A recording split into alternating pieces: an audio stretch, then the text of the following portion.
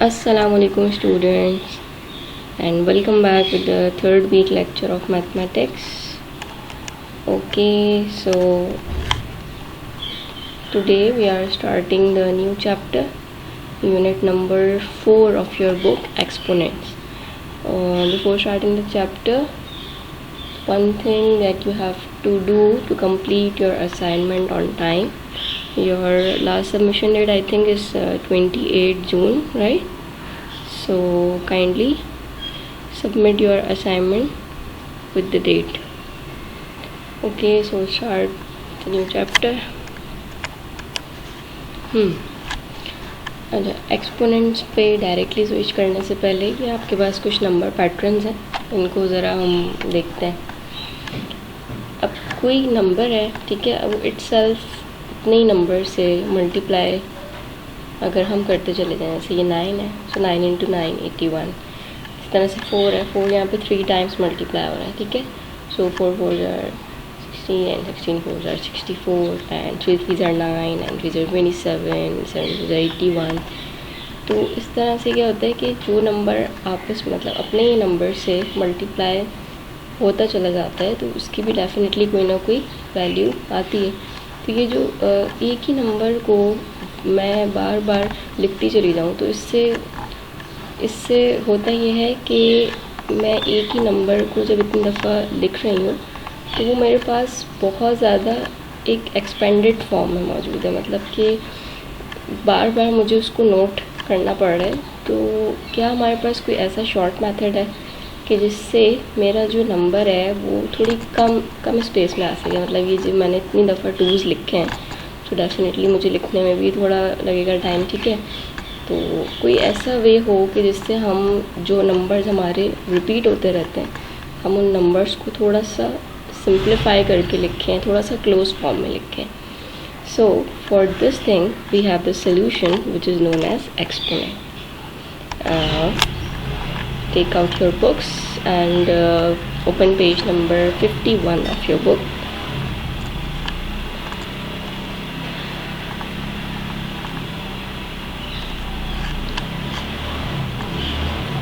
Right.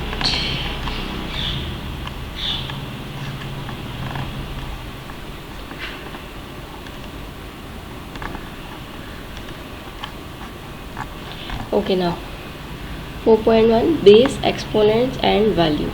Several mathematical calculations require writing a number in the form of repeated multiplication when it is being multiplied by itself multiple times. कह रहे हैं कुछ calculations ऐसी हैं जिसमें हमें एक ही नंबर को बार बार जो है वो लिखना होता है, एक ऐसा नंबर जो कि अपने ही नंबर से बहुत सारी दफ़ा मल्टीप्लाई हो रहा होता है. To write lengthy repeated multiplication, we need a lot of space and it's a cumbersome activity. To make repeated multiplication easier to express, we use exponential notation. और ये कह रहे हैं कि जब मतलब हमें इतनी लंबी अगर मल्टीप्लिकेशन लिखनी पड़ती है, तो इससे क्या होता है कि हमारा जो है वो स्पेस भी बहुत ज़्यादा कवर हो रहा होता है. तो क्या ईजी भी है कि हम उसको थोड़ा सा सिंप्लीफाई कर सकें. The easy way is known as exponential. It shows how many times a number, variable or expression is being multiplied by itself using an exponent that is raised a little when writing it.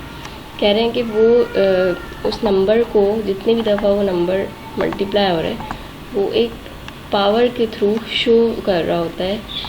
और वो power हम कहाँ place कर रहे होते हैं, थोड़ा सा अपने नंबर से ऊपर की तरफ, जिसको हम कहते हैं सुपरस्क्रिप्ट पोजीशन. सुपरस्क्रिप्ट पोजीशन का मतलब ये होता है कि जहाँ पे हमारा एक्चुअल नंबर है उस नंबर से थोड़ा सा अबव जाके हम अपने पावर को लिखते हैं.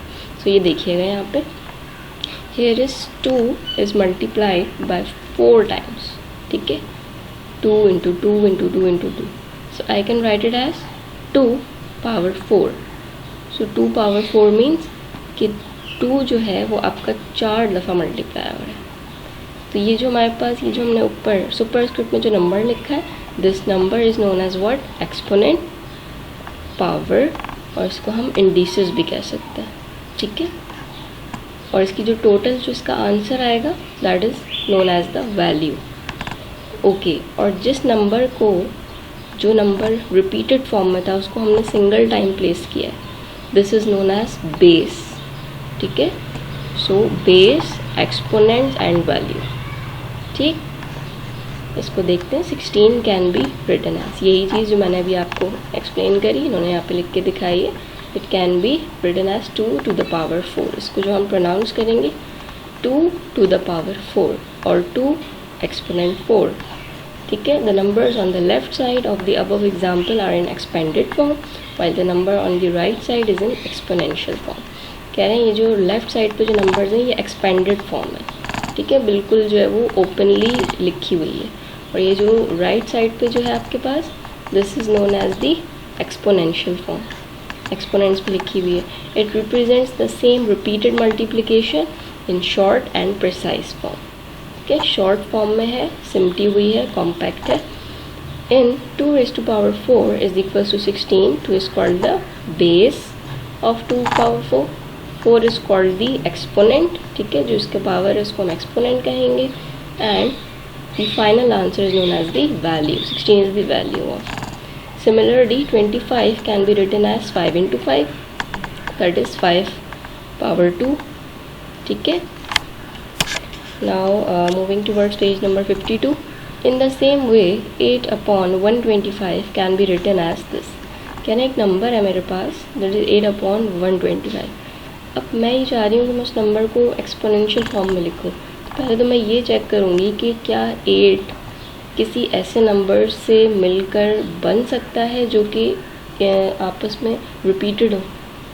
जैसे यहाँ पर हमने लिया 2 को अगर मैं 3 टाइम्स मल्टीप्लाई करती हूँ, 2 2s are 4, 4 2s are 8, so it can become 8, सही है। तो यहाँ पे मैंने 8 को रिप्लेस कर दिया 3 टाइम्स 2 से।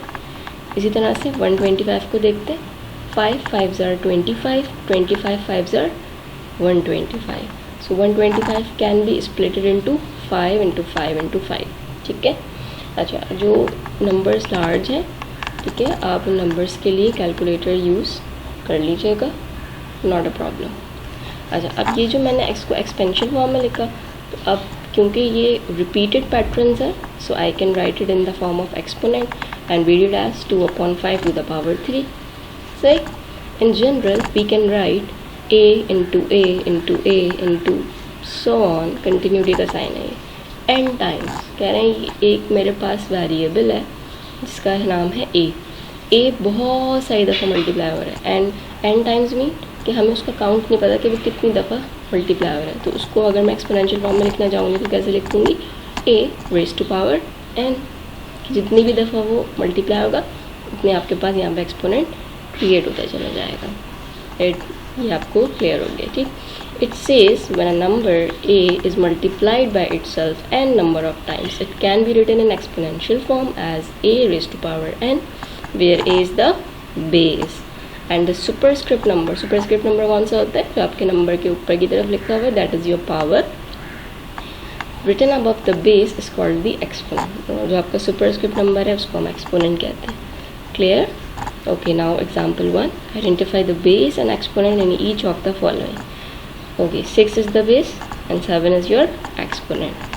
B is the base, T is the exponent. A upon B is the base and 4 is the exponent. Clear? Okay. Page number 52 पे ही हम continue कर रहे हैं. Example number 2 देखते हैं. Write the following in exponential form and identify its base, exponent and value.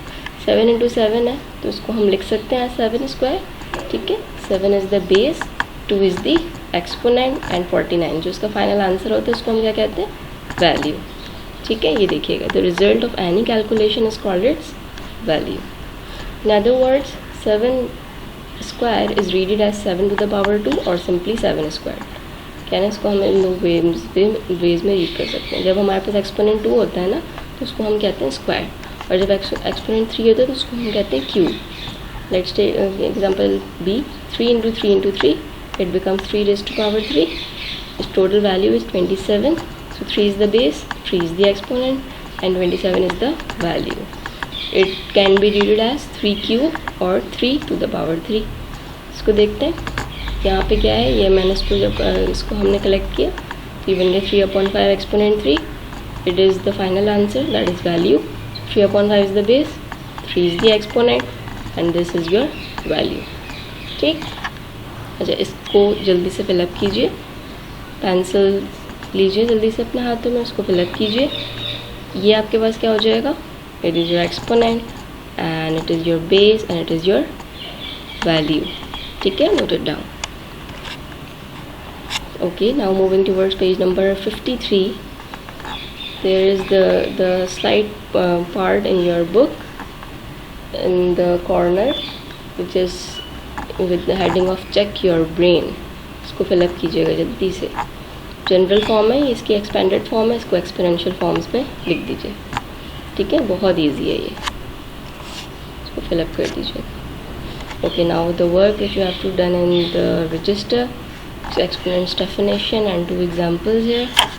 Okay, and now we are moving towards exercise 4.1. 4.1 is very easy exercise and we have to do only question number 1 of this exercise. ठीक है, सारी नहीं करने हमें, सिर्फ question number 1 के जितने भी पार्ट्स हैं वो सब करना है। ओके, इसमें आपको करना यही है कि जो आपके पास नंबर्स दिए हुए हैं उनको आपने एक्सपोनेंट्स और बेस में सेपरेट करना है। ठीक, जैसे मैंने यहाँ पे आपको क्वेश्चन ABC पार्ट्स मैंने मेंशन किए, but you have to do all the parts till part number L, right.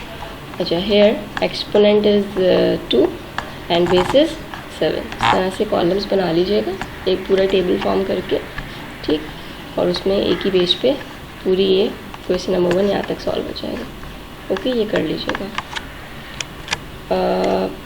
After this you have to copy down this table, ये table as it is copy होगा। ठीक है, जो चीज़ें इसमें पहले से मेंशन है आप उसको ब्लैक पेन से लिखिएगा। ठीक, और जो आप यहाँ पे उसको फिलअप करोगे वो फिर ब्लू पेन से कर देना, राइट। अब इसमें जो सेल्स मिसिंग हैं, जो एरियाज मिसिंग हैं, you have to fill just like I am attempting this part. Base के कॉलम में बेस लिख देंगे। ठीक है, बेस क्या है मेरी 5 है और एक्सपोनेंट क्या है मेरे पास 4 है। This is the expanded form. ठीक है, एक्सपेंडेड फॉर्म यही बनेगी ना, 5⁻4 मीन्स 5 कितनी दफ़ा मल्टीप्लाई हो रहा है, 4 टाइम्स। और स्टैंडर्ड नोटेशन के मीनिंग है जो हमारी वैल्यू, जो फाइनल आंसर आता है। ठीक, तो इसको आप मल्टीप्लाई करने के लिए कैलकुलेटर यूज़ कर सकते हैं। So it's final answer 625। Okay, now I am attempting this part. Here you have only 2 things given, base बता दिया आपको कि 2 आपकी बेस है और फाइनल वैल्यू दे दी। अब हमें खुद डिसाइड करना है कि हमें इस पर कितना एक्सपोनेंट सेट करना है कि आंसर 16 आए। तो बेस तो हमें पता है, यानी 2 से ही करना है काम। ठीक है, 2 को मैं कितने टाइम्स मल्टीप्लाई करूँ कि वो मेरे पास 16 आंसर देगा, तो 4 टाइम्स करना पड़ेगा। 2 2s are 4, 4 2s are 8, 8 2s are 16, right? So it becomes 2 raised to power 4. So here it can be filled as your number as 2 raised to power 4. Your exponent is 4. Your expanded notation is this and this is your final answer, right? बहुत easy है, इस तरह इसको पूरे table को fill करना है। Now moving towards laws of exponents. ये laws आपने रजिस्टर में नोट डाउन करने हैं as it is। ठीक है, laws का मतलब ये है कि हम एक्सपोनेंट्स पे जो ऑपरेशंस अप्लाई हो रहे हैं उनमें हम किस तरह से एक्सपोनेंट्स को अरेंज कर सकते हैं with respect to their signs. कि अगर मल्टीप्लिकेशन है तो उसमें एक्सपोनेंट का क्या मेथड फॉलो होता है। ठीक है, इसी तरह से अगर डिवीजन है, कोशेंट मीन्स डिवीजन है तो उसमें क्या मेथड फॉलो होता है। ठीक है, प्रोडक्ट लॉ मीन्स मल्टीप्लिकेशन को डिस्कस कर रहे हैं। अच्छा, इसके 2 केसेस हैं। तो 1 case is when the base is same and powers are different, so powers should be added। मैंने यहाँ पे इसको शॉर्ट स्टेटमेंट में लिखा है, आप भी इसको शॉर्ट स्टेटमेंट में नोट डाउन कर दीजिएगा, राइट। बेसिस सेम है और पावर्स डिफरेंट है। एग्जाम्पल से समझते हैं थोड़ा, ये देखिएगा, बेस दोनों तरफ 5 है पर पावर दोनों की डिफरेंट है और बीच में मल्टीप्लिकेशन का साइन है। तो ऐसे केस में हम बेस को लिखते हैं सिंगल टाइम और जो उनकी पावर्स है ना वो आपस में ऐड करवा देते हैं। I am repeating it. If your bases are same and powers are different and you have multiply sign, so you can add the powers and right the base single time. ठीक, तो ये total simplify होकर कितना हो जाएगा 5, 4 + 2 6। ये इसकी general form है। सो ये जनरल फॉर्म भी आपने साथ साथ नोट डाउन करनी है, ठीक है, जस्ट लाइक द फार्मूला। ठीक है, जिस तरह से कोई भी फार्मूला होता है उस तरह से यहाँ पे एक जनरल फॉर्म है। ठीक है, so basis same, powers different, powers add. Now second case, basis different and power same, so power should be taken as common. कह रहे हैं अब क्या है कि बेसिस डिफरेंट है आपके पास, ये देखिए यहाँ पे 3 है, यहाँ पे 2 है, पावर क्या है सेम है, यहाँ भी 2 है, यहाँ भी 2 है। तो ऐसे केस में आपने करना ये है कि पावर को सिंगल टाइम लिखना है एज अ कॉमन, और जो बेसिस आपके पास अंदर मौजूद है उनको आपने ब्रैकेट में कर देना। सही है। अच्छा, अब क्योंकि ब्रैकेट है तो हमें ब्रैकेट को पहले सिंप्लीफाई कर लेते हैं। 3 2 are 6 और इसकी पावर कितनी है स्क्वायर। ठीक है, तो अगर बेसिस डिफरेंट होंगी तो हम पावर को कॉमन कर लेंगे। So it is the general form, bn multiply an becomes b into a whole power n. Moving towards next law, quotient law. Same, we have the two cases in the quotient law as well. If bases are same and powers are different, so powers are subtracted. Division में सिर्फ बस इतना सा ही difference है आपके पास कि इसमें आपने पावर्स को माइनस कर देना है। ठीक, ये देखें, ये दो बेसिस डिवाइड हो रहे हैं। ठीक है, इनके बेसिस सेम थे, पावर्स डिफरेंट थे, मैंने माइनस कर दिया। It becomes 5 square and 5 5s are 25. It is the general form. And what happens if bases are different and powers are same? Powers are taken as common. Same वही product law वाला process है। ठीक है, कि देखिएगा basis different है, उनको मैंने ब्रैकेटाइज कर लिया और पावर दोनों की सेम थी, उसको कॉमन कर लिया। Right, so 3 square 9 and 2 square 4, 9/4। ठीक, next law, power law. If the bracket is present multiply the powers. कह रहे हैं आपके पास ऐसी कोई कंडीशन है कि एक बेस लिखा हुआ है, उसके ऊपर एक एक्सपोनेंट है और उसके साथ एक और एक्सपोनेंट है और उन दोनों के दरमियान क्या है, ब्रैकेट प्रेजेंट है। तो ऐसे केस में you just need to multiply the powers. ठीक है, मल्टीप्लाई करना है, यहाँ पे प्लस नहीं करना, माइनस नहीं करना, मल्टीप्लाई करना। ठीक, बेस लिखा जाएगा, 2 × 3 6 हो जाएगा and it is it's general form. ये लॉज अच्छे से समझने हैं क्लास, क्योंकि एक्सरसाइजेज में इन्हीं का यूज़ होना है और ये लॉज आपके बेसिक्स में हैं, ये आपके ऑलमोस्ट हर चैप्टर में यूज़फुल है। So kindly understand it very well, this is the very important chapter. Next law, zero exponent law. Something raise to power 0 always equals to 1। कह रहे हैं कोई भी चीज़ जिसके ऊपर एक्सपोनेंट कितना है 0 है, उसका आंसर कितना आएगा, हमेशा 1। So it is the very direct statement, इसमें हमें कुछ जो है वो सिंप्लीफिकेशन की नीड नहीं है, it's just the direct answer. ठीक है, जैसे ये 4 है और 4 के ऊपर क्या है, एक्सपोनेंट है 0, so it can directly called as 1। ये एक वेरिएबल है b, इसके ऊपर पावर क्या है 0 है, सो इट इज़ 1। सो ये स्टेटमेंट आप बिल्कुल एज इट इज़ को कीजिएगा याद, something raise to power 0 always equals to 1। It is the general form. Last law, negative exponent law. If the exponent is negative, make it positive by changing its position. कह रहे हैं अगर आपके पास कोई ऐसा केस आ जाए जिसमें आपका जो एक्सपोनेंट है, जो आपकी पावर है, वो क्या है, नेगेटिव है, माइनस में है, तो ऐसे केस में आप उसको पॉजिटिव कैसे करेंगे, आप सिर्फ ये कीजिए कि उसके जो बेस है उसकी पोजीशन को इन्वर्ट कर दें, अपोजिट कर दें। जैसे अगर ये 20 पर न्यूमरेटर के तौर पर मौजूद है, आपने उसको डिनोमिनेटर पे सेंड कर दिया, उससे हुआ क्या कि पावर आपकी पॉजिटिव हो गई। ऊपर तो 1 ही आएगा ना, जैसे यहाँ पे अभी कोई नंबर नहीं है फिलहाल। Similarly f power -3, so how it can become positive, 1/f power 3। ठीक, पॉजिटिव करना इसलिए इम्पॉर्टेंट होता है पावर को, बिकॉज जो नॉर्मली हमारे जो लॉज अप्लाई होते हैं ना, वो हम कन्वेंशनली उसको डील कर रहे होते हैं विद पॉजिटिव पावर, तो इसलिए बेहतर ये होता है कि हम उसको कन्वर्ट कर दें, चेंज कर दें पॉजिटिव में। ठीक है, ये इसकी जनरल प्रेजेंटेशन है। All right, so here are some sign rules. Sign rules आपको पहले भी आपने डिस्कस किए हुए होंगे definitely. I think we have discussed in algebraic portion and you have also studied in class 6 as well. जब भी मल्टीप्लिकेशन होता है तो साइंस किस तरह से हमें यूज़ करने होते हैं कि अगर दोनों तरफ प्लस है so plus plus becomes plus. ये सिर्फ साइन की बात हो रही है, ऑपरेशन आपका मल्टीप्लाई रहेगा, राइट. अगर माइनस माइनस है तो वो प्लस में कन्वर्ट हो जाता है. Plus minus minus and minus plus minus. Okay, अभी हम इसको जब यूज़ करते रहेंगे इंशाल्लाह आपको क्लियर हो जाएगा. Moving towards exercise 4.2. Here is your question number 1.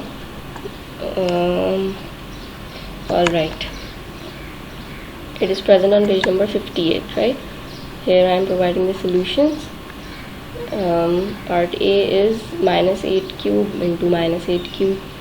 Okay, इस क्वेश्चन में बेसिकली आपको एक मिनट आपको दिखाऊँ. Simplify the following by applying the product law of exponent. पूरी एक्सरसाइज में आपने सिर्फ प्रोडक्ट लॉ को अप्लाई करना है, ठीक. अब प्रोडक्ट लॉ के हमारे पास 2 केसेस थे, तो हमें खुद आइडेंटिफाई करना है कि कहाँ पे कौन सा केस यूज़ होगा, right. So let's start with part A. अब यहाँ पे देखिएगा बेसिस सेम, ठीक, और fortunately powers are also same, right. But ऐसे केस में हम यही देख रहे हैं कि बेसिस हमारे पास सेम है ना, so just we have to add the powers, ठीक है. सो -8 मैंने सिंगल टाइम लिखा. 3 + 3 कितना हो गया, पावर 8, राइट. -8 एक्सपोनेंट 6. अच्छा, it can be written as 8 exponent 6. Minus यहाँ से रिमूव हम कर सकते हैं. वजह यह है कि जब भी हमारे पास माइनस के साथ कोई भी इवन नंबर की पावर होती है तो माइनस हमारा सिंप्लीफाई हो जाता है, सॉल्व हो जाता है, ठीक है. तो आप इसको 8 रेज़ टू पावर 6 भी लिख सकते हो एज एन आंसर, बट ये फॉर्म भी सही है. Second one, part B, x power s multiply x power t. So it can be written as, देखें basis are same, powers are added, simple. Part C, here bases are different but powers are same, right. So we have to take the power as common and we have to multiply the bases. So 4 5 are 20 and it is 20 square, ठीक. अच्छा, you can expand it, मतलब आप इसको final answer value के तौर पे भी लिख सकते हैं. 20 का स्क्वायर जो भी आएगा वो लिख सकते हैं, ठीक है. बट अभी इस एक्सरसाइज में हमारा फोकस बेसिकली ये है इनिशियल क्वेश्चंस में, क्वेश्चन 1 में 2 में, कि हम जो है वो पावर्स को, मतलब हम लॉ को अप्लाई करना सीख लें, ठीक है. फिर जैसे जैसे हम सॉल्यूशंस जो हमारे लेंथी सॉल्यूशंस होंगे उन पे जाएंगे तो इंशाल्लाह ताला हम वैल्यूज़ और सब कुछ सॉल्व करेंगे. अच्छा, यहाँ पे देखते हैं. Basis are different and powers are same. So I have taken the 7 power as common and 3 into 6 becomes 18. So 18 raised to power 7. Part E, 5 square 3 square 5 into 3 cube. अब यहाँ पे थोड़ा सा मिक्स कंडीशन है हमारे पास. अच्छा, पहले आप ये देखें, ब्रैकेट तो पहले से अरेंज है, उसको छोड़ दीजिए. यहाँ पे देखते हैं, basis are different, powers are same. मैंने इसको इसी तरह से कॉमन कर लिया पावर को. अच्छा, अब देखें, को इंसिडेंस ये हुआ कि अब यहाँ पे एट ए टाइम दोनों लॉज अप्लाई हो रहे हैं. पहले हमने इसको सेकंड केस से कर दिया ब्रैकेट में. अब ये देखिए, बेसिस दोनों के सेम हो गए. ये देखें, यहाँ भी 5 into 3 है, यहाँ भी 5 into 3 है. So we can count it as 1. Basis same है तो सिंगल टाइम लिख दिया, ठीक है, और उनकी पावर्स को मैंने ऐड अप कर दिया. 5 into 3 becomes 15 and power becomes 5. Part number F. अच्छा, यहाँ पे क्या है, 2 ब्रैकेट्स में अलग अलग पावर्स लिखे हुए हैं. सबसे पहले आपने ये करना है कि आपने तमाम वेरिएबल्स को मल्टीप्लाई के साइन के साथ नोट डाउन कर देना है. क्यों कर रहे हैं multiply, because there is bracket present, ठीक है. तो एक्स स्क्वायर इस तरह से कर दिया. अब हमें ये देखना है कि उनको अरेंज करके लिखना है. जैसे हम देखेंगे कि सेकंड ब्रैकेट में एक्स वाला कोई टर्म मौजूद है x7 है, तो मैंने दोनों x की वैल्यूज़ को साथ लिखा, फिर दोनों y की वैल्यूज़ को साथ लिखा, फिर z की वैल्यूज़ को. सही है, जहाँ बेसिस सेम है उनको मैंने साथ साथ लिख दिया ताकि मैं लॉ इजीली अप्लाई कर सकूँ, ठीक है. So basis same, power z, basis same, power z, basis same, power z, right. So it becomes x9, it becomes y7, it becomes z10. Part number G, bases are same, power should be added. अच्छा, अब इत्तेफाक से इसकी अपनी power ही negative है, ठीक है। तो जो पॉजिटिव साइन आया होगा पावर का वो इस नेगेटिव की वजह से नेगेटिव हो गया, प्लस माइनस माइनस हो जाता है, ठीक है। So it can be written as 7 - 5, सही है। ये माइनस से इसलिए आया है क्योंकि इसका अपना साइन माइनस है, ठीक है। यहाँ पे लॉ कोई चेंज नहीं हुआ है, सही। It becomes 2। Part number H, 5/8, 5/8 power square power cube, basis are same, powers can be added, simple is that.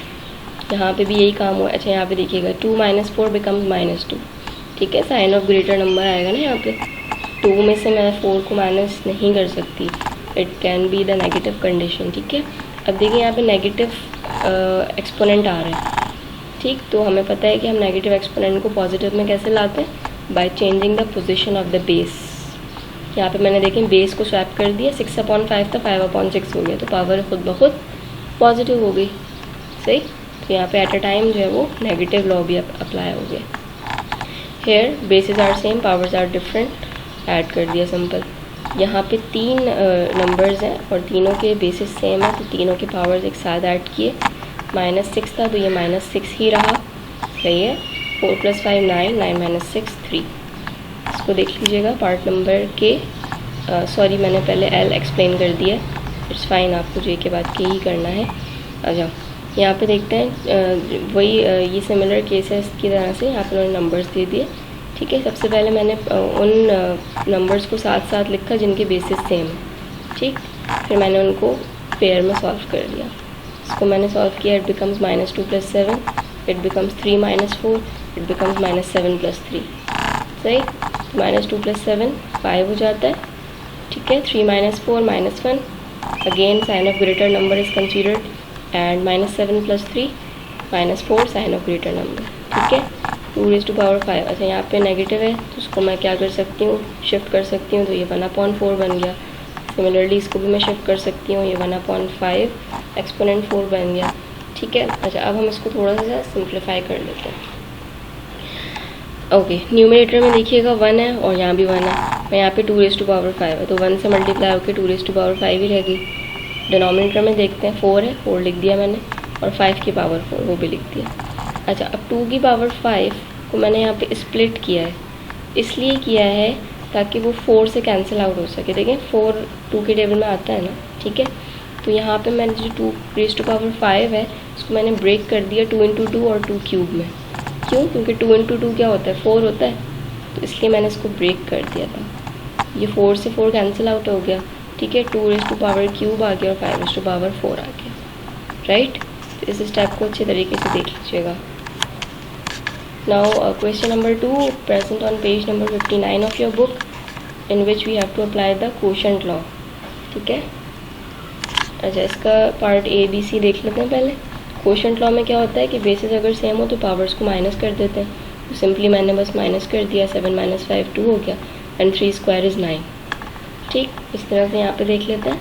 Basis are same, powers are subtracted, सही, बिकॉज ऑफ द डिविजन।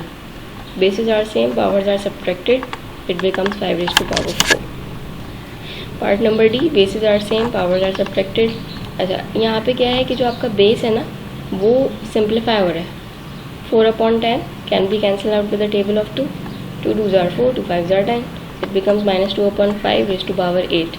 मैंने आपसे ये कहा था स्टार्ट में कि जब भी मेरे पास नेगेटिव साइन हो बेस के साथ और मेरी जो पावर हो वो इवन नंबर हो, तो ऐसे केस में माइनस उसका सिंप्लीफाई हो जाता है। देखिए मैंने यहाँ पे इसको इस तरह से भी लिख सकती, ठीक है। अच्छा यहाँ पे भी क्या है, basis are same, powers are different, it becomes 20। अच्छा इसके पार्ट E तक ही कर लीजिएगा क्वेश्चन 2 के, right. Now question 3 page number 59, here part number A। अच्छा यहाँ पे आपको प्रोडक्ट लॉ अप्लाई करना है कि जब 2 पावर्स हैं और उनके दरमियान ब्रैकेट है तो ऐसे केस में हम क्या करते हैं, पावर को मल्टीप्लाई कर देते हैं। Okay, here your base is -n, 6 × 3 6 3s are 18. Here the negative sign is removed because of the even power, right? So it becomes n18. Part B, -3 is your base and 4 × 2, 4 2s are 8. It becomes positive because of even power. अच्छा एक और चीज़ जो normally होता है कि students थोड़ा सा mix up कर देते हैं इन दो कॉन्सेप्ट्स को, कि इस वाले माइनस पे भी नेगेटिव एक्सपोनेंट लॉ अप्लाई कर रहे होते हैं। बेटा वो जो लॉ है नेगेटिव एक्सपोनेंट लॉ, वो एक्सपोनेंट की नेगेटिविटी के लिए है, बेस की नेगेटिविटी के लिए नहीं, ठीक है। तो अगर एक्सपोनेंट नेगेटिव में होगा तब उसको हम शिफ्ट करते हैं बेस को, ठीक है। जब बेस के साथ माइनस है तो ऐसे केस में कहीं शिफ्टिंग नहीं करनी है आपने, remember it. Okay, 3/7 here 4 into 7 becomes 28, here 3 into 4 becomes 12, easy है। अच्छा, part E, okay now 2 into 7 becomes 14, it becomes -4 और 14। अच्छा, यहाँ पे एक चीज़ नोट कीजिएगा, यानी यहाँ पे मैंने माइनस का ख़त्म नहीं किया। हालांकि अगर आप मुझसे कहेंगे मैम यहाँ भी तो इवन पावर है, तो बेटा अगर हम इस क्वेश्चन को देखते हैं, ये देखिएगा माइनस जो है ना वो डायरेक्टली 4 के साथ नहीं है, बेस के साथ नहीं है, उनके दरमियान ब्रैकेट मौजूद है। और इस माइनस की जो होल पावर है इसका वो कैसी है, वो एक ऑड नंबर है, इवन नहीं है, ठीक है। तो यहाँ पे जो है वो ये थोड़ा सा कॉन्फ्लिक्ट है। अगर ये माइनस इस ब्रैकेट के अंदर होता ना तो इसकी ये वाली पावर को हम कंसिडर करते एज अ फर्स्ट, पर यहाँ पे ये माइनस इसके साथ नहीं है, यहाँ पे बीच में ब्रैकेट प्रेजेंट है, तो इसकी अपनी पावर इस वक्त ऑड नंबर है। तो ऑड नंबर के केस में माइनस साइन सिंप्लीफाई नहीं होगा, तो इसलिए मैंने लास्ट स्टेप तक लिखा है, ठीक है। पार्ट एफ, यहाँ पे सिंपली 2 into 3 की है, 6 हो गया। अच्छा, यहाँ पे भी ये सॉल्व हो रहा है, बेसिस देखिएगा 2 2s are 4, 2 3s are 6, it becomes 2/3 और पावर इसकी सिंप्लीफाई हो गई है 6।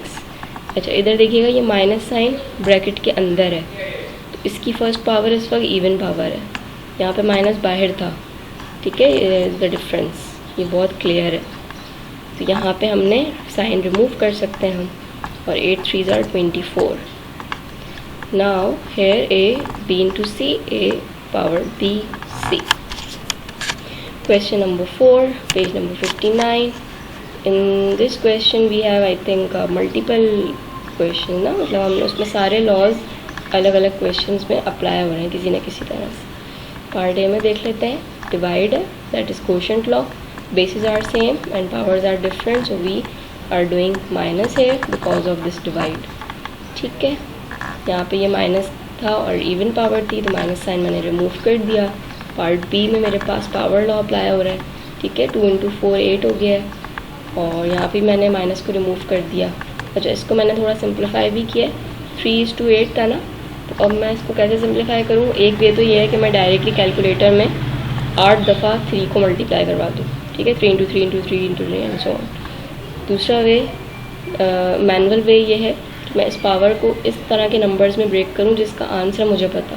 जैसे मुझे पता है कि 3 स्क्वायर 9, ठीक है, मतलब अभी आप लोग बिल्कुल स्टार्ट में हो, आई थिंक 6 में भी एक्सपोनेंट्स तो कवर किए होंगे, पर मैंने शायद कुछ ज़्यादा ही स्मॉल में ब्रेक कर दिया। अगर आप इसको 3/4 में भी ब्रेक करना चाह रहे हैं सो फाइन, मुझे कोई प्रॉब्लम नहीं। मैंने सिर्फ आपकी ईज़ के लिए इसको मैंने बहुत स्मॉल में ब्रेक किया है, आप इसको डायरेक्ट स्टेप से कर सकते हो, राइट। मैंने इसको इस तरह से ब्रेक किया, सो 3 square 9, 3 square 9, 3 square 9, 3 square 9, 9 9s are 81, here 9 9s are 81 and this multiplied becomes 6561, ठीक है। ये देखिएगा पावर्स किस तरह से ब्रेक हुई हैं, 2 + 2 4, 4 + 2 8, 4 + 2 6, 6 + 2 8, ठीक। तो ये 8 इस तरह से ब्रेक हो सकता है।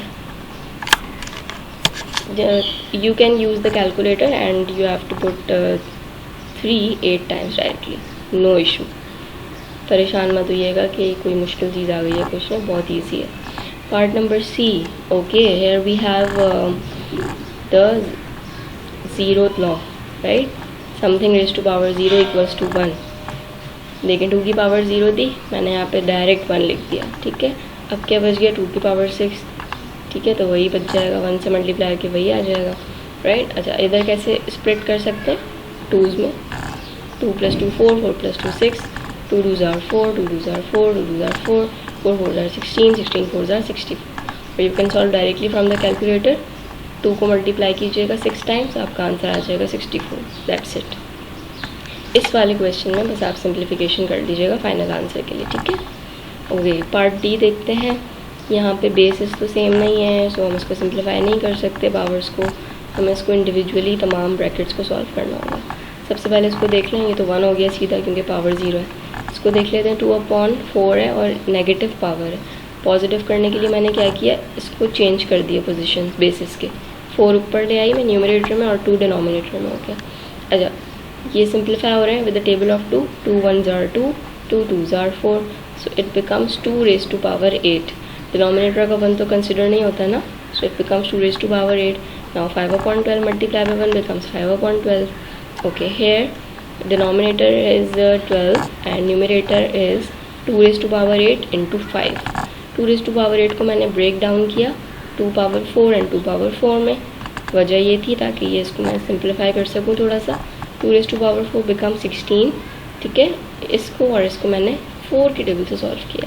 4 4s are 16, 4 3s are 12, so it becomes 4 and it becomes 3 and it is 16 into 5।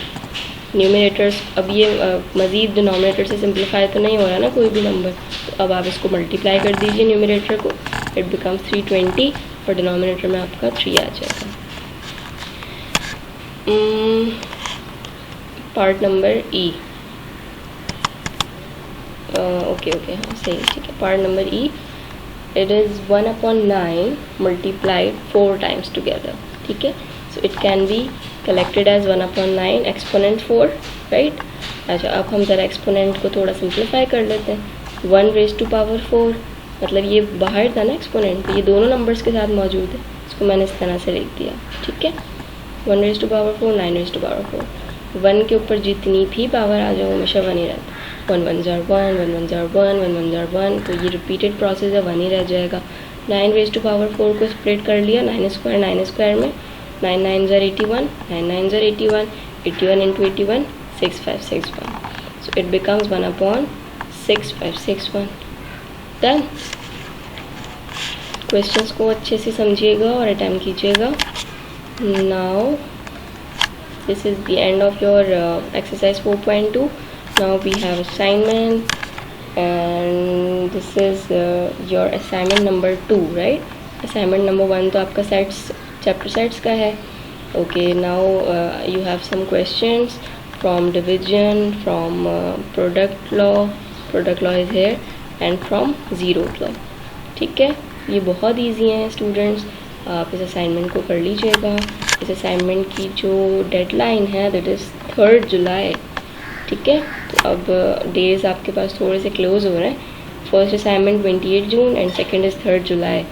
ये एक्चुअली बहुत ईजी है, ठीक है, तो इसलिए मैंने इसमें बहुत ज़्यादा टाइम वो नहीं रखा आपके लिए। तो जब आप ये एक्सरसाइज की सॉल्व कर लोगे कॉपी में तो ऑटोमेटिकली इंशाल्लाह आप ये सॉल्व कर सकोगे इजीली। ठीक है, तो अब क्या आपकी चॉइस है कि आप इसको कॉपी में ही सॉल्व कर लें या फिर you can use the foolscap sheets. ठीक है, तो ये आप कर लीजिएगा और मुझे सबमिट कर दीजिएगा 3 जुलाई तक। Fine, so this is the end of your lecture and next week topics are exercise 4.3, objectives and assignment number 3. So class, thank you so much और अच्छे से समझिएगा पूरे लेक्चर को और इसको रजिस्टर में नोट डाउन कर लीजिएगा। See you in the next week इंशाल्लाह। अल्लाह हाफिज़।